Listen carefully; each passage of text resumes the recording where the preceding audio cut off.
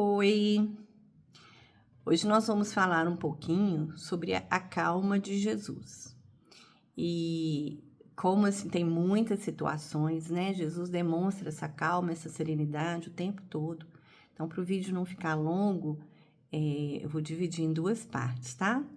Então, tem a parte um que é hoje, e no próximo vídeo, a parte 2 continuando.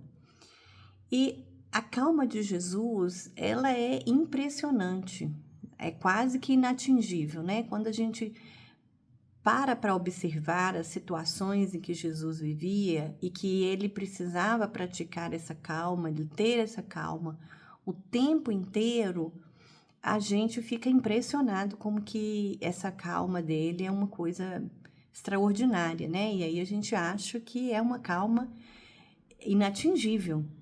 E Jesus mostra para a gente o tempo todo como adquirir essa calma, como conseguir essa paz interior, essa serenidade que ele demonstrava em todas as situações. E aí você pode falar assim: ah, mas Jesus é Jesus. Quem sou eu para chegar, né, nessa condição? E nós temos que lembrar que nós somos feitos à imagem e semelhança do Pai e que nós temos sim condições de nos aproximarmos um pouco mais de Jesus. Então, através dos ensinamentos, né, as parábolas que ele contava, as atitudes, ele nos ensina como manter a calma, como conquistar essa calma e essa paz interior. Porque a gente não nasce, essa calma ela não aparece assim da noite para o dia, né? Simplesmente aparece. Ela é conquistada. E se nós somos feitos à imagem e semelhança do Pai, digamos que o nosso destino final é chegarmos próximos, né? Sermos iguais ou bem próximos de Jesus, não é ficar nessa fase que a gente está de aprendizado aí a vida inteira. Apesar de parecer inatingível, é completamente possível conquistarmos essa mesma paz de Jesus. E a gente vive, né, num mundo tumultuado, cheio e muita informação, muito conflito, muita divisão, muita tribulação. E a gente mal tem tempo para refletir, para parar um pouquinho, para buscar essa paz e essa calma, né? Com esse bombardeio de informações que a gente tem o tempo inteiro, nós temos a sensação de que, muitas vezes, que a gente está vivendo num caos completo, né? E Jesus nos mostra e nos ensina que a verdadeira paz, ela é conquistada e ela está no interior de cada um de nós, dentro de cada um de nós. E é isso que nós precisamos aprender a conquistar. Com tanta incerteza, com tanta dificuldade, né, do meio que a gente vive, a gente às vezes chega quase que à beira do esgotamento, né? É como se se a gente estivesse num barco e esse barco estivesse próximo a afundar. E Jesus nos mostra que esses momentos de turbulência, de tempestade, eles são essenciais para o nosso crescimento e que nós podemos enfrentar sem sermos consumidos por ele. Nós podemos aprender a passar pelos momentos de tribulação sem tanto sofrimento. Em Mateus, capítulo 4, versículos 38, 39 e 40, ele mostra quando Jesus estava num barco e em meio a uma grande tempestade. E Jesus dormia tranquilamente no barco, quando era um barco pequeno, né? Quando surgiu a tempestade. E os discípulos ficaram desesperados, né? Andando de um lado para o outro, com medos. E aí eles chegam até Jesus e fala com Jesus: Mestre, não te importas que morramos? Aí Jesus levanta, olha para a tempestade em silêncio e ele diz simplesmente: silêncio, acalma-te. E no mesmo momento, o caos foi substituído por uma paz. A tempestade passou, o mar acalmou, os ventos se tornaram brisas. E nessa passagem aí, Jesus mostra pra gente como que a gente precisa trabalhar a nossa calma interior. Ele pergunta para os apóstolos: por que tens tanto medo? Não tens fé? E nós? Quando nós estamos vivendo, né, no meio de uma turbulência, no meio de uma tempestade da nossa vida, né, desses momentos de dificuldades, como que nós reagimos? Onde está a nossa fé? Por que temos tanto medo? Fé e medo, eles são incompatíveis. Fé é confiança. A verdadeira paz, ela não está no ambiente externo, ela está sim dentro de cada um de nós. Quando nós confiamos que a essência divina, que nosso Pai misericordioso nunca nos abandona, que Ele está ali, presente, Ele está acompanhando todas as nossas dores e nossas dificuldades. E que tudo que tiver de acontecer, vai acontecer. Independente da nossa vontade, do nosso desespero, da ansiedade, agitação, né, que a gente reage naquele momento. Todas as tentativas que nós fazemos de controlar as coisas, elas são jogadas fora, porque Deus está no controle, não somos nós. Nós precisamos sim fazer a nossa parte, não é? Isso não quer dizer que a gente tem que ficar quieta, não é isso. Mas o que a gente está dizendo é que o desespero não vai trazer a solução, que Deus está no controle. E na maioria das vezes, nós acreditamos que a paz significa falta de problema, falta de dor e de dificuldade. E não é isso. As tribulações vêm sim para todos nós. E se nós enfrentarmos esse momento de tribulação, com calma, com serenidade, com fé, acreditando que o melhor há de acontecer, o melhor para cada um de nós, porque não é igual para todos, né? Então, manter a serenidade, manter a calma, manter a fé durante uma tempestade, um momento de turbulência, é primordial.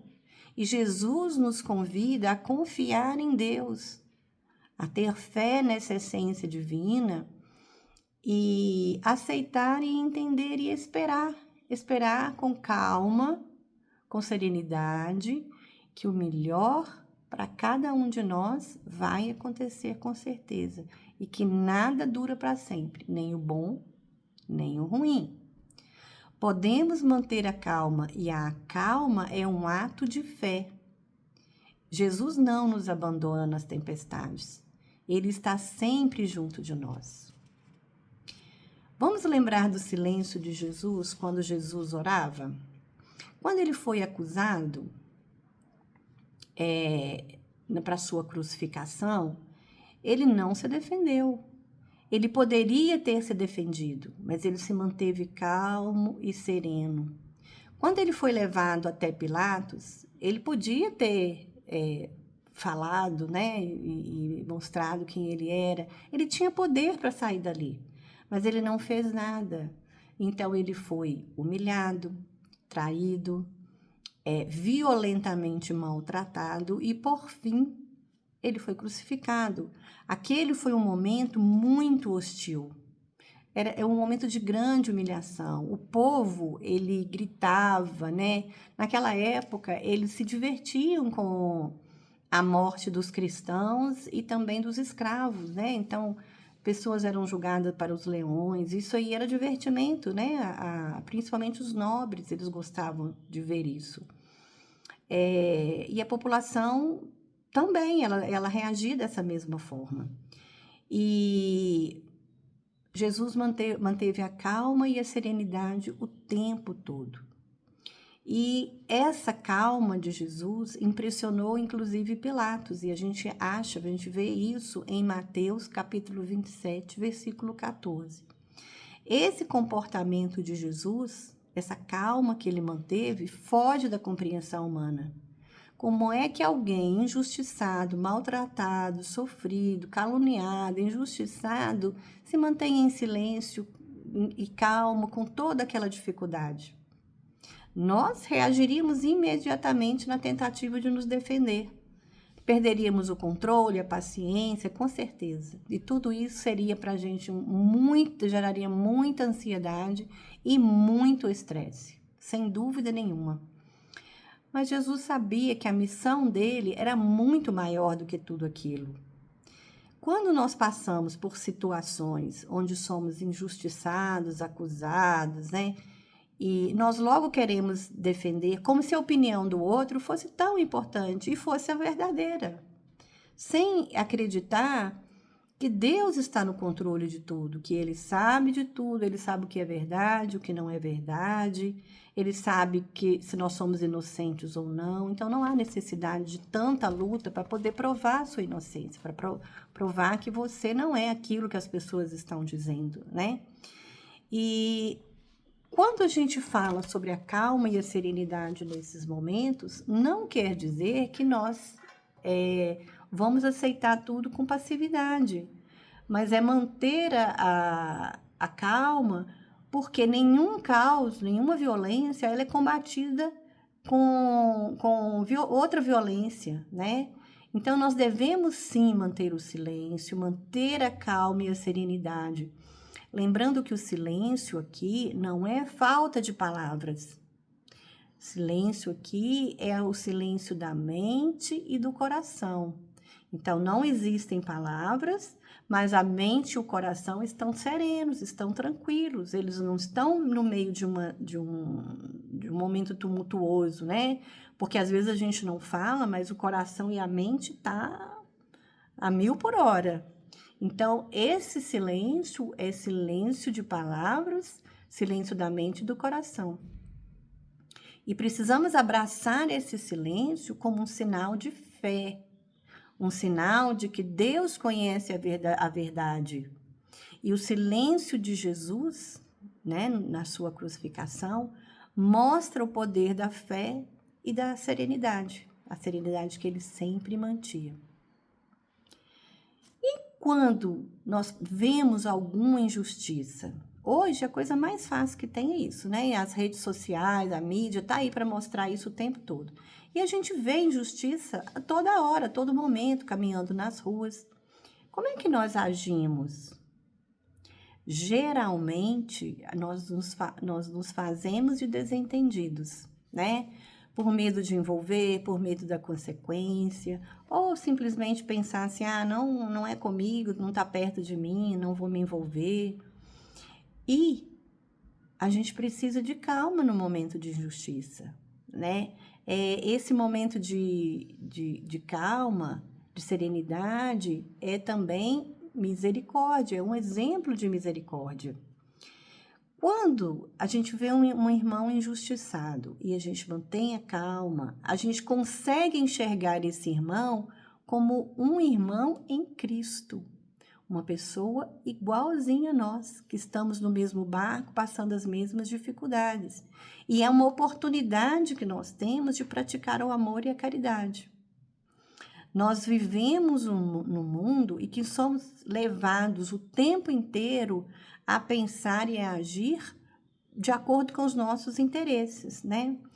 E aí, o que a gente deveria fazer? Agir como bom samaritano. Naquela parábola do bom samaritano que eu já falei aqui, e que quem não se lembra pode voltar lá no vídeo e ouvir um pouquinho sobre ela. Então, o que o bom samaritano fez? Ele parou, naquele momento lá que tinha aquela pessoa ferida, né, na estrada, ele parou, desceu, cuidou, levou para uma hospedaria, né, pagou a pessoa para cuidar dele enquanto ele estava fora. Então, ele agiu com compaixão. E a gente precisa de ter essa calma para termos a coragem para agir, para poder enxergar que nós somos instrumentos de compaixão e justiça. É quando nós nos colocamos à disposição ao trabalho. Então, sendo instrumento, Deus age por nossa vontade, pela vontade do Pai, né? Ele age por nós, para poder ajudar aquele outro irmão que está sendo injustiçado. A gente não vai resolver todos os problemas, mas nós podemos fazer a nossa parte, praticando o verdadeiro amor ao próximo quando nós nos colocamos à disposição para o trabalho. E quando nós oramos, como que é essa oração? Quando a gente está em dificuldade, normalmente a gente ora com desespero, não é? A gente chora, esperneia, pede, fala que não quer, que não deixa acontecer. Então, momento de oração tem que ser um momento de silêncio da mente, do coração e uma oração com calma e serenidade. Quando Jesus, ele precisava orar e ouvir o Pai, ele sempre procurava lugares desérticos e isolados.